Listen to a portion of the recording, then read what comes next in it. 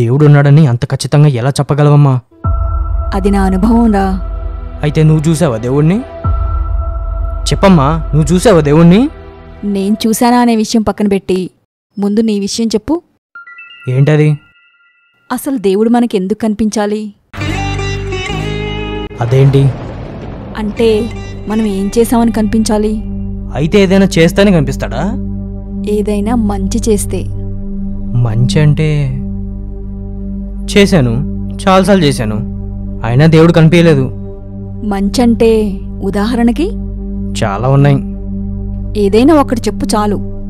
For example, last week cricket bat కొనుక్కోమని నానిచ్చిన డబ్బులు మా ఫ్రెండ్కి ఇచ్చేసా. ఎందుకు? వాళ్ళ నాన్నకి జాబ్ పోయి ప్రాబ్లమ్స్లో ఉన్నారు, వాడికి కోచింగ్ ఫీ పే చేయడానికి డబ్బులు లేవంటే ఇచ్చేసా. మరి ఇంకేంటి, దేవుడు కనిపించాడుగా. నాకు కనిపించలేదని చెప్తున్నా కదా. నీకు కాదు, నీ ఫ్రెండ్కి కనిపించాడు. అర్థం కాదా?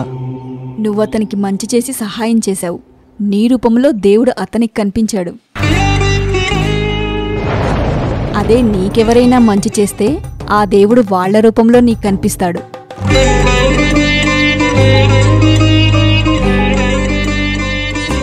దేవుడు కంటికి కనిపించడేంటి అని అంటం మానేసి నువ్వే దేవుడివై ఇతరులకు కనిపించు.